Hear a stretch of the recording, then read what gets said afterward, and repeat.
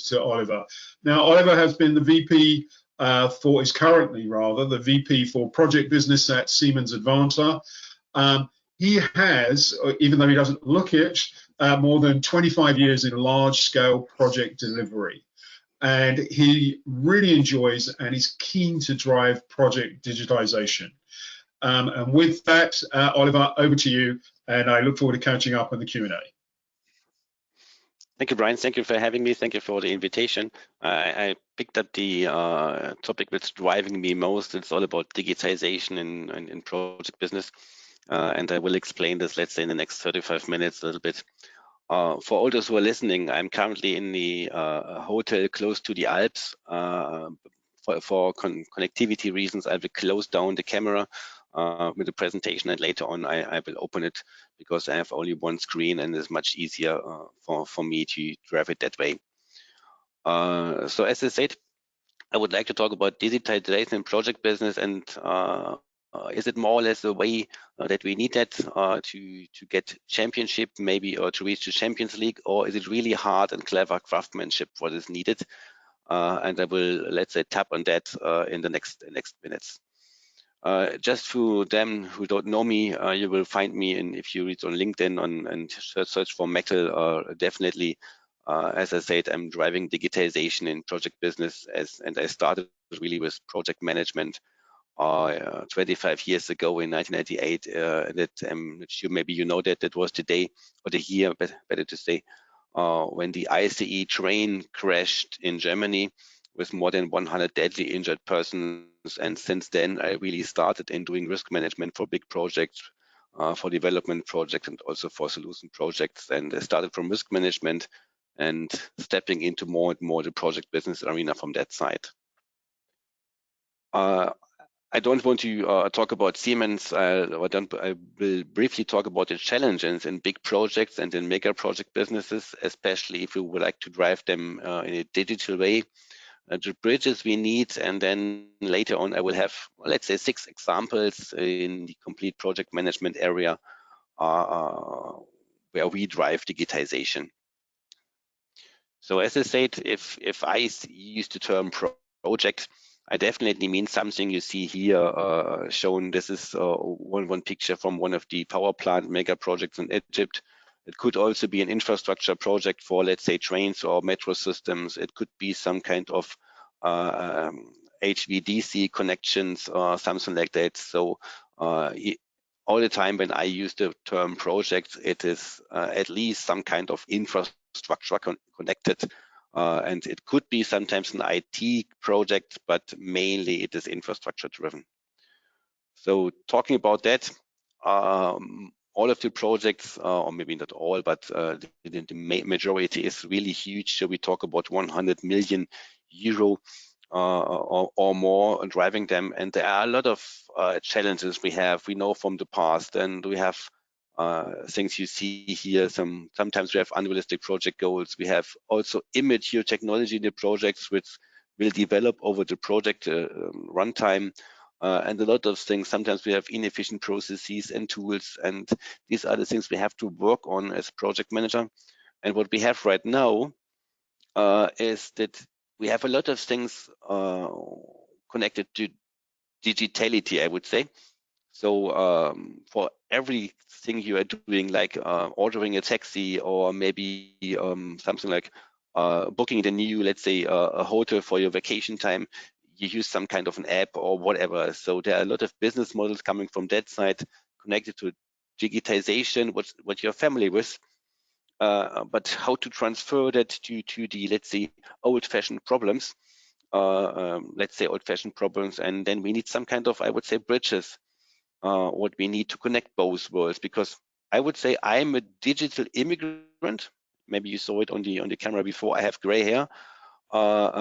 My son and my daughter were more than 18 and 20 years old. They are more or less digital native. And the question is how to connect both worlds.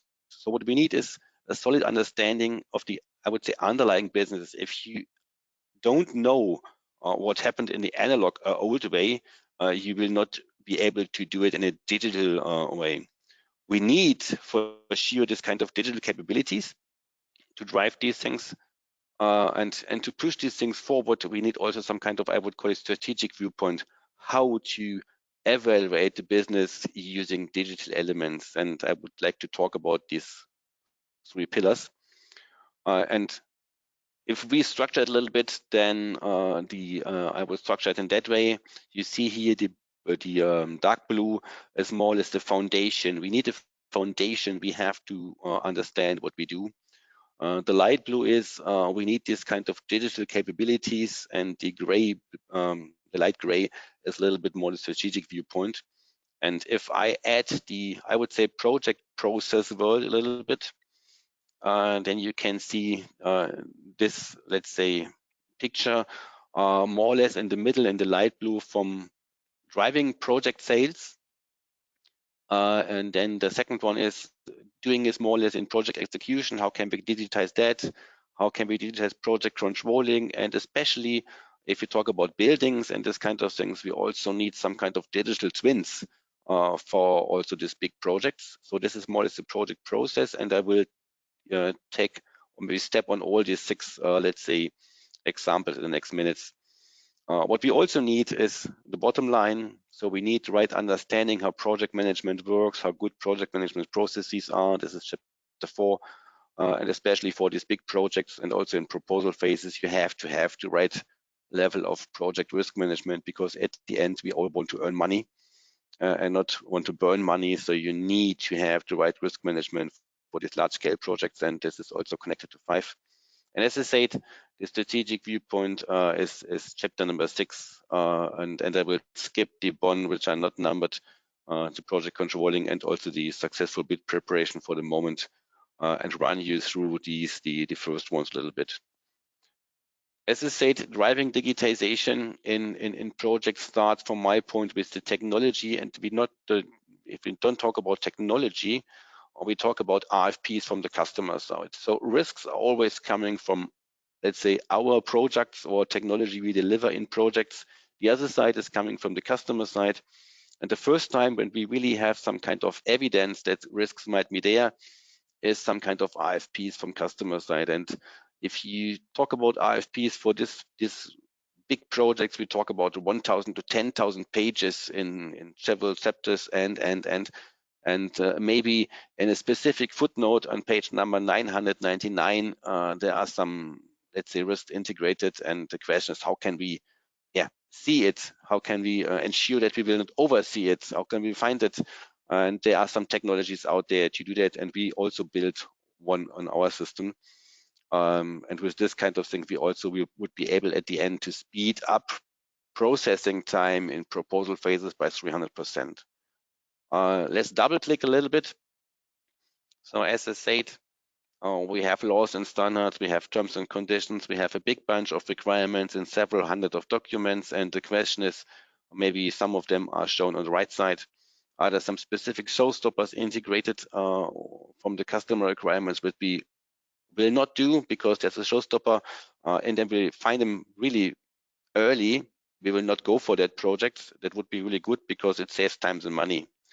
What we often see is that we know we had some, let's say, lack of experiences or some kind of non-conformance cost in past projects, and we would prevent the next project from doing this kind of thing. So the question is, are we able to find these elements in these RFPs? And then the third one, what I really like most, is in proposal phases where you have the RFP. Sometimes the RFP is written to a specific, or maybe tending a little bit more to a specific, what is it? Let's say competitor. So we have a specific Siemens wording, and our famous competitor is General Electric. So do we have some kind of Siemens wording and the same wording from General Electric? And if we see really an imbalanced view on that, so we have more GE wording in this kind of RFPs, maybe we'll not go for that bid, or we will go with a high price or low price, but that's what we do to assess the RFPs in these directions. What you have at the end is you have the RFP, and you see one example page with different lenses. So we see here engineer, it could also be terms and conditions, it could be legal, It could be thermodynamics, it could also be EHS and whatever, and all the risky elements are still marked in the color. So the engineer right now has some kind of light blue here in the background. And additionally, the engineer will also get bookmarks. So if you can see on the left side, you see, for example, page 1, 2, 3, 1, 2, 5, 8, 9. So with these bookmarks, if you have 1,000 pages and the relevant text for the specific type of engineer is only on these 5 pages, he can start with these 5 pages and he doesn't have to search for it on his own, because he will get in the beginning the bookmarks where he has to start. This works also not only on one document, this works additionally on several documents, because RFPs are mainly splitted. That this is documented in the front with the overall hit index. Using this kind of machine, where we screen, I would say, 20 million pages per year, enables us to be fast in proposal phases. And that's, for example, I would like to give. We have also additional output formats, because not everyone works with PDF. Some people work with requirement tools and so different formats. But I would give the example, this kind of example, that there is something out there to drive digitization in proposal phases. I will skip that one because it's quite easy. Upload the document, screen it, and get it back.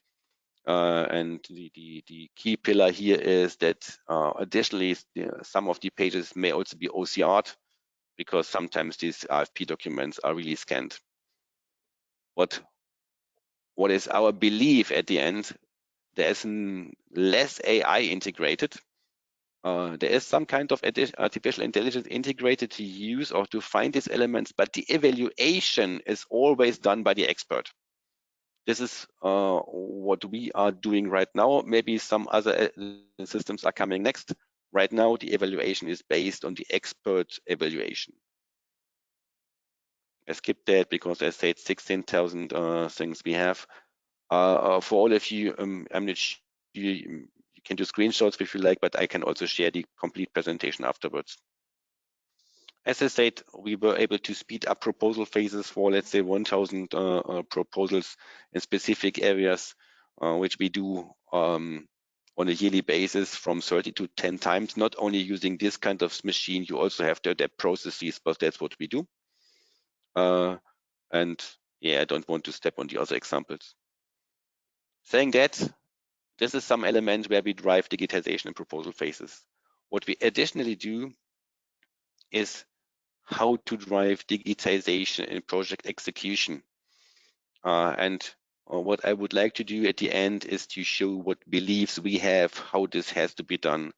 Everyone is looking for some specific tooling out there.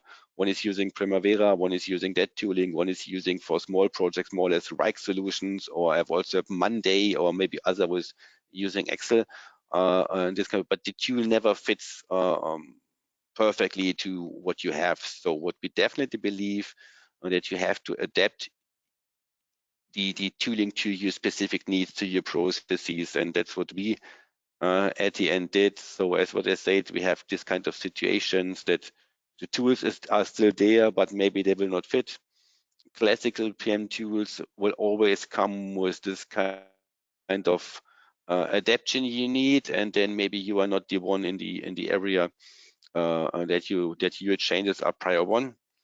And so the question is, what kind of additional things we can do? And we developed our own based on SharePoint.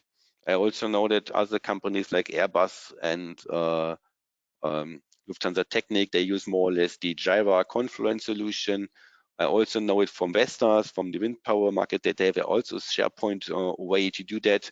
So there are different ways out there, but they are all nearly the same, that they build their own system to steer projects. What is I would say the lucky thing with Siemens?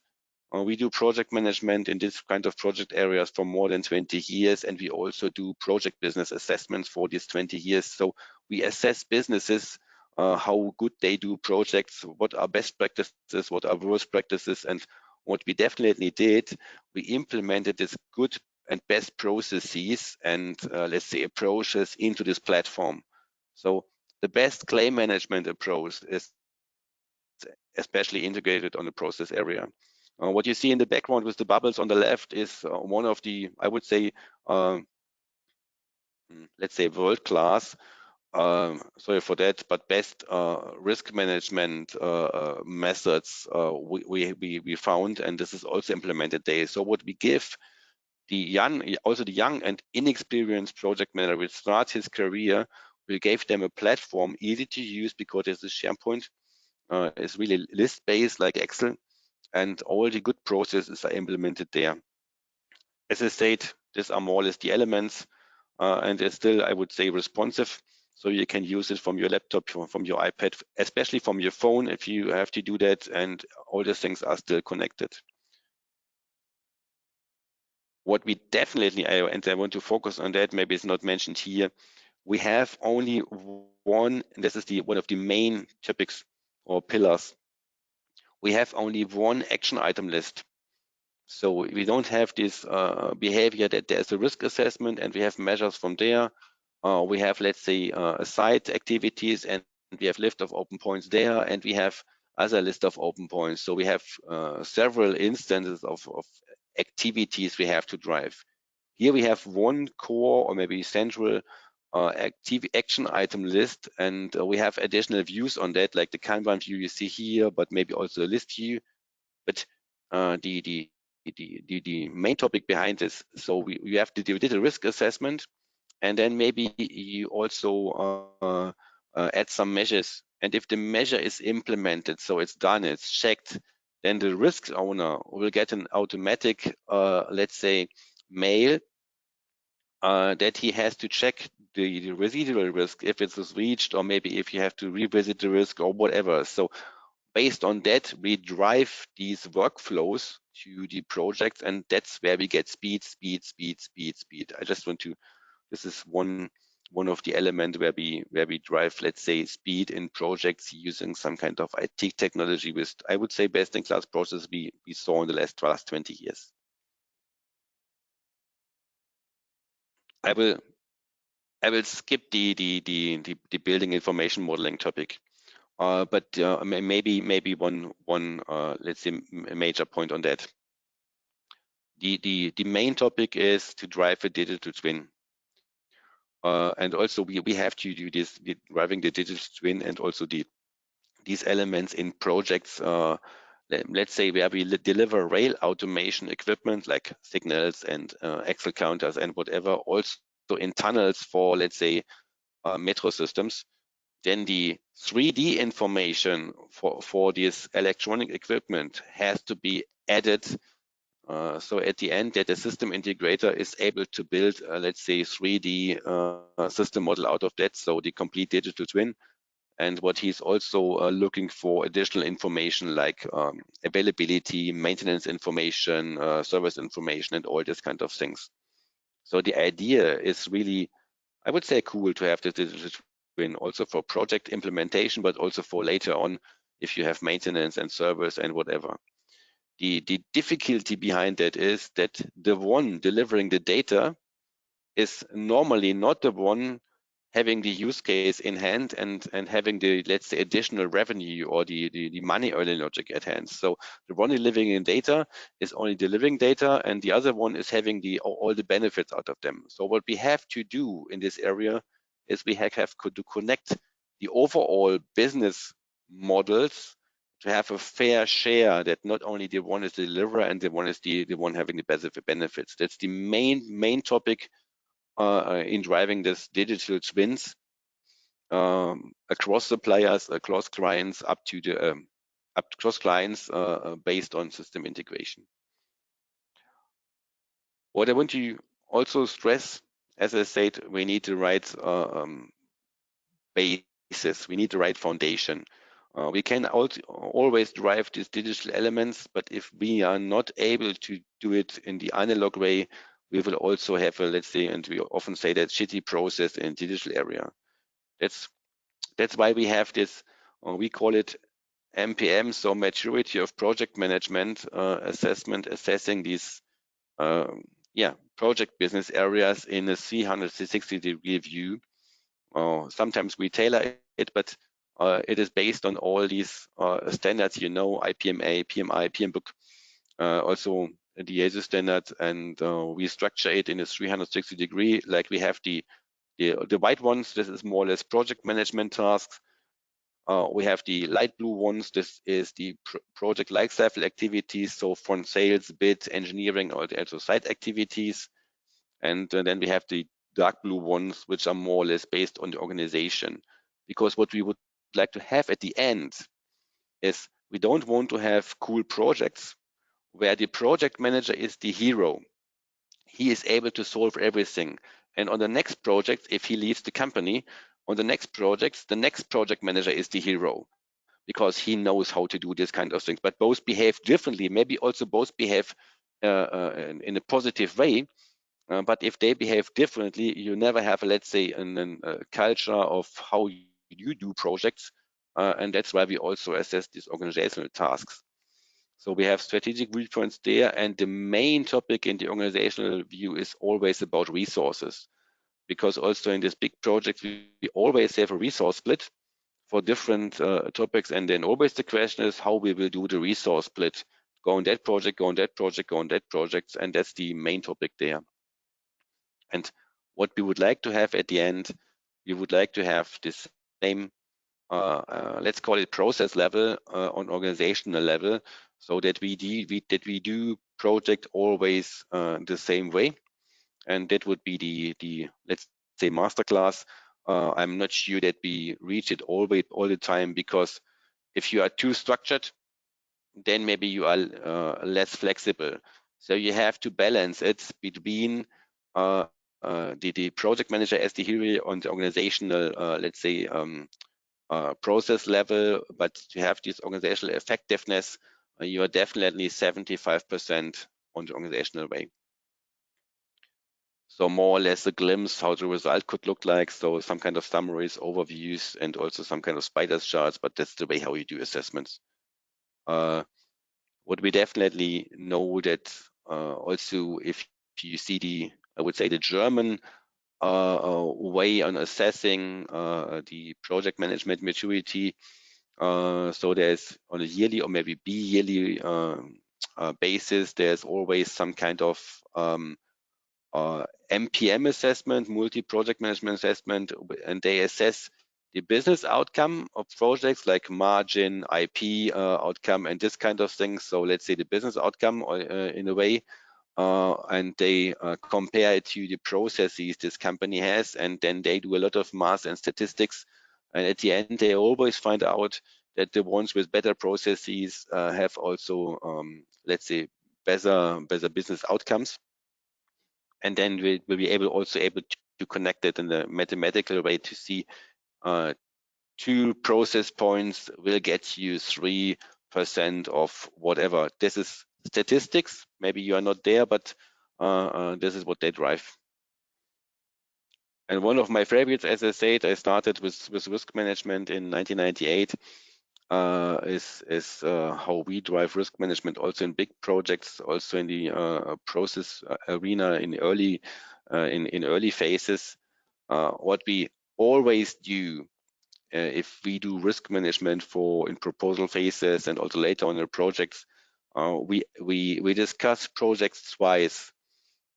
The first way is we discuss it, and this is shown in the bubbles, on the qualitative way, and then the second one, as you know, that with probability and impact and the quantitative way. And what we do, we compare both. So assume we are all building a Formula 1 car, and I'm the one for the left tire. And then the question is qualitative risks, or what do you think? Are you able to dream at night or sleep at night, or do you dreaming about the left tire? And then I say, oh, I can't sleep. It's really risky. It's from a qualitative way, it's a high risk. Let's say give it a 5. And then we assess it on the quantitative way, and we will end up with, let's say, 80% probability that the tire is broken, and we have, let's say, I'm not sure what the price for tires, let's say 5,000 euro or 10,000 euro. And comparing these things with other risks, maybe there is not comparable, because both views are not still balanced. What you may find out if you reassess these kind of things, and this is shown with the blue bubbles here, if you reassess these things, that if the tire is broken during a ride with the car, maybe the complete car is, let's say, broken and really having a heavy accident. So what's happened there for a Formula One car, the price is, let's say, 3 million euro. And additionally, maybe also that the driver is deadly injured. From an insurance perspective, this could be also 3 million euro or maybe more. So maybe the impact then is more than 10,000. It is really 6 million. And based on that, reassessing these things where the qualitative way and the quantitative will not fit together will make the overall project risk portfolio more stable. What we do in advance, or not in advance, additionally, I'm sorry, because we do it later, we take all these things and compile it into one view. What you see here is the so-called Zebra iris. You may assume Zebra could stand for Siemens risk analysis, and the iris is still the way we present it. So on the red and blue side, you see the risks. So the red one is more or less the impact in euro, and the blue one is the probability before and after measures.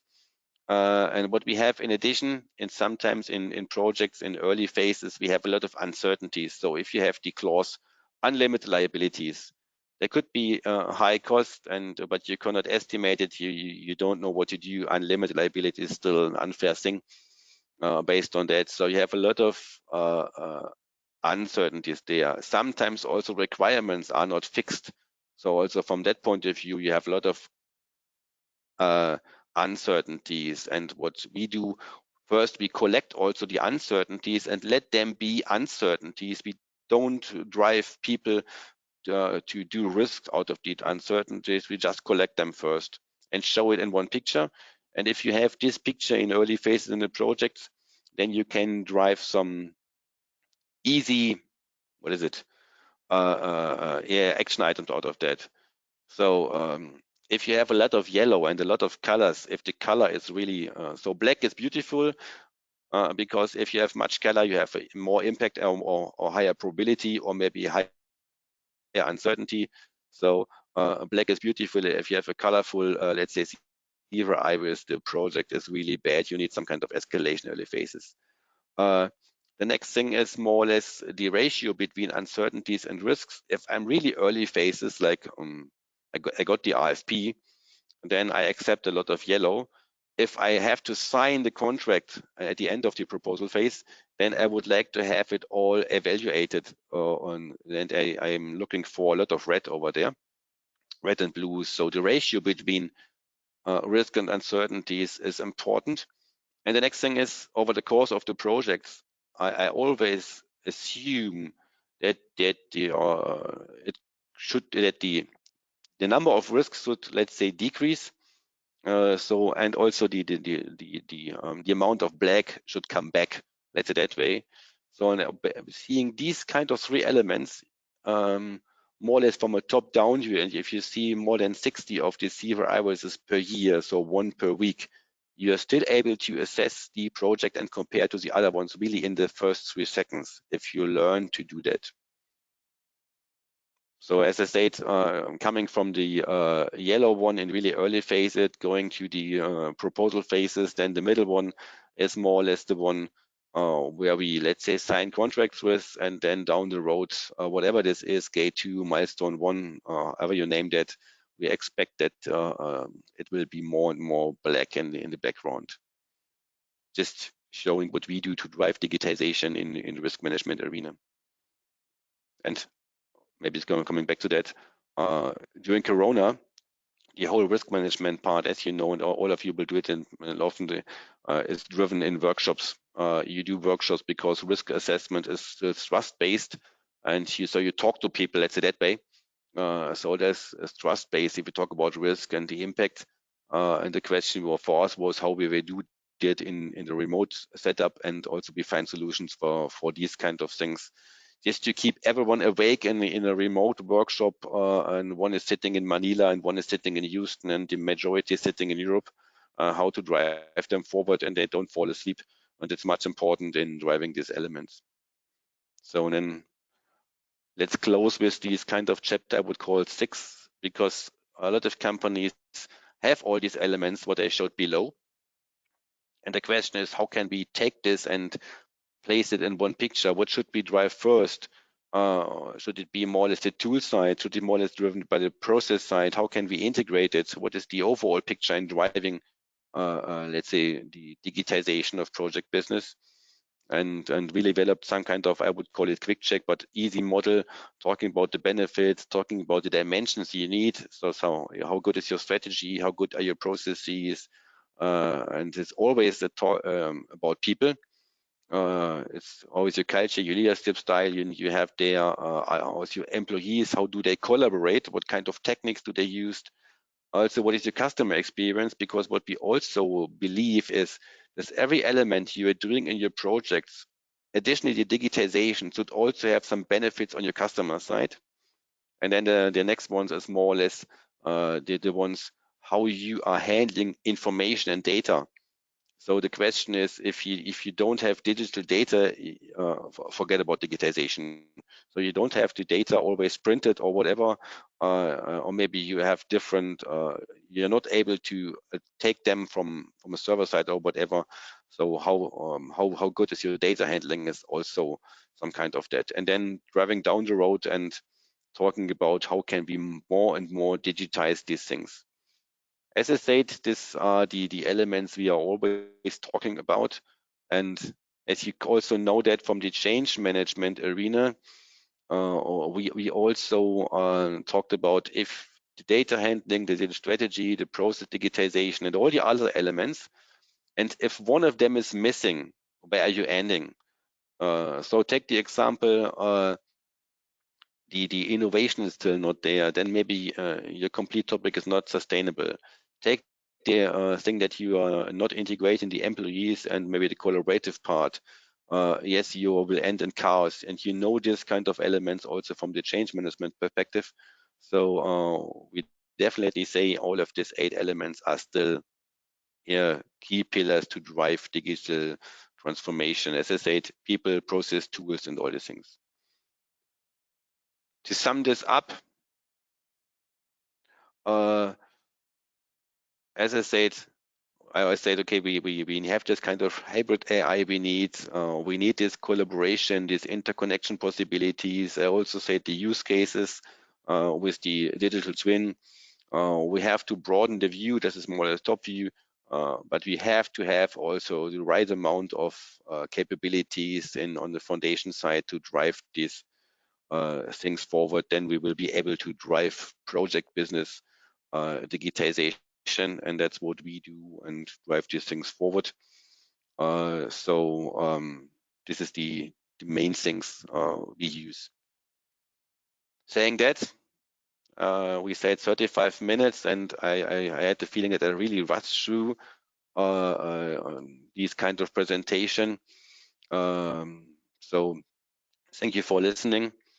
I opened the camera, so if wait for a moment, when someone is calling. One moment. No, closed. Yeah, keen to hear questions. Fantastic. So Oliver, thank you very much for another insightful presentation. I hope everybody enjoyed that as much as I did. Kicking off the Q&A, a slightly simplistic question, at least at the outset, and it mirrors some thoughts that I've had myself around this. When I speak to people around the world, and I'm sure you get this all the time, there is a great deal of confusion, and that seems to be backed up by just about everything I'm reading at the moment, in terms especially of lost value and spend. What does, and it's a simple question, I'm not trying to set traps or anything else, Oliver, so please, I'm really keen to get your view on this. Digital transformation, digitization, are they the same thing? Where do they sit within one another? And when you go and talk to people, do they actually have a really good understanding of what it means for their business? The honest answer is no. I know people who know it definitely. I also know a lot of people who never differentiate between digital transformation and digitization. But this is what I additionally believe, that is the question of definition. From their heart, then they know. They use the different wording. Maybe also they struggle to use the right wording. Said talking about digitization and digital transformation. Yes, there is a difference, but by heart they know it in the right. They place it in the right area. So what I definitely do is I don't assess them too hard. So if they struggle with digitization and digitalization, there's also difference, but as I said, 80% do it wrong, but they do it. I would say that's the one I met with the right intention. Okay, so if 80% get it wrong, why have you as a community not got round a table and said, guys, these are the easy way to establish what you're trying to do, what each of these mean, and what you should take into account before you start a project? Is it simply a question of there's no cohesive understanding globally around what is easy to understand for these people, or have people just not thought about it? So I'm sorry, I'm stuck at the term digital transformation. If I use digital transformation, I'm sure that my statement is right. What we definitely do is we don't talk about digital transformation as a statement. We talk about project business transformation up to the new era, or maybe however you will call it, and using, let's say, digital elements and digitization to do that. So what I'm definitely do, I talk about, or maybe PLM, or maybe R&D transformation, or maybe factory transformation, supply chain transformation. So there is a transformation of the things we do using digital elements, and I'm always talking about this storyline. I'm personally, I don't want to say no, but I believe I don't use the term digital transformation on its own. Fantastic. And then it's much easier for people to understand what you mean, because you talk about their business. Absolutely, and I think that understanding, at least as far as I can see it from my sort of layman's approach, is key to whether or not a company succeeds or not. Are they building it around their actual business needs, requirements, and what they understand from their market system, or are they simply following what other people are doing? So love to get your thoughts and feedback on that as an audience, and please follow up with Oliver if you've still got any sort of queries or questions around that. So leading on from that, if we may, Oliver, in terms of developing systems and applying them within an organization, how long is a sort of a typical development timeline for those systems, or is there an or is it simply company approach from your perspective? Okay. Luckily, I have to say I work for Siemens, so big company. And if you talk about the Keyspot thing, Keyspot is the RFP screening tooling we have. I would say we did it more or less in sprints. I don't want to say sprints, more or less releases. So we additionally also had to find out what we would like to have at the end. I got a question, what is your requirement to build a system? And I said, I don't know. I just want to scan documents. So all in all, the development time doing these things is more than 8 years. Okay. So we started 8 years ago, but every year we added, I don't want to say we added features, but we find a way how we do that. First we add features, then we put it on the server as a software as a service.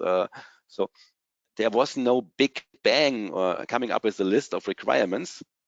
It was really a huge development over time. So it was more than 8 years. Other things were really easy. So the risk management method I showed, it was more or less than half a year. So would you say, therefore, that companies that gather everybody around a table and come up with a big plan, it's actually getting in the way of them moving forward rather than assisting them from the outset, because you're very unlikely to know everything you need on your journey right from the get-go. Yeah. So that my recommendation is start. Fine. Do a small project, maybe 3 months, 6 months, whatever this is. Have your first experience, and then. But the major recommendation is start. Don't think. Fantastic. That's something that a lot of people on there. So naturally, what leads on from that is, as part of that process, is what comes next. What do people do after they've started? What in your opinion, are the things that need to happen to make that journey continue? Oh, I have to have them. So what we have 2 ideas on that.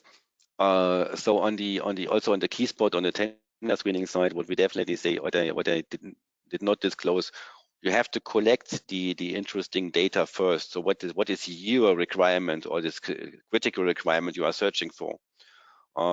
That's therefore is it more or less you have to collect it first. What we do on that side is to really push it forward to become a software as a service oriented system that everyone who has terms and conditions can use this terms and conditions thing. So to drive it forward just for, I don't want to say mass usage, but in that way. And what I additionally, because I talk about project management, is always in project management right now is the term sustainability. How can we drive sustainability in projects, drive sustainability? And this is, the answer could be easy because it's about cost, quality, and time. This is project management. And we added to quality, or maybe also the cost and whatever. You will do that in this requirement in the beginning, but I believe it's not enough. We have definitely in our times right now to think about how to integrate sustainability in projects, and also how can we drive sustainability using also this kind of digital elements to support all the project managers in the way. And there, I believe we are still in the beginning. Fantastic. I agree. Maybe one how to come up with some kind of CO2 footprint on a brick project. I don't know. We have to do that. That's fine. I haven't heard anybody successfully come up with it yet, but I'm sure there are people working on it right now. And thank you for that. That's really important. The other thing that I want to sort of end on, if I may, as we're approaching the end, and I'm hugely grateful for your time as always, Oliver. Slightly sort of less big scale, but something that I know that people do want to know a little bit more about is digital twins. It's a phrase and a topic that's been around for a while. People should be familiar with it, but when you have conversations, they're not necessarily as well up to date as they should be. How important is it right now for businesses to understand the concept of digital trends and start implementing? And how important will it be as they move forward, if they either do or don't move forward with them? I'm just thinking because I'm silent. I'm thinking because the answer is quite clear. You need it, otherwise, because your competitors will do. You need it because your competitors will do. They will have much better, let's say, observations of maintenance services. They are able to plan it better. They will have much more speed in their processes and whatever. So they need it definitely because your competitors will do. Fantastic. Well, look, on that positive note, Oliver, thank you so much for joining us from the Alps, and I bet your view out the window is better than mine. So let me let you get back to your day job. Thank you very much for that. Really appreciate it. Look forward to catching up in due course. And everybody, please don't hesitate to reach out to Oliver via social media to continue the conversations and make contact. I'm sure you will find it useful. Thank you, Oliver. Thank you, Brian.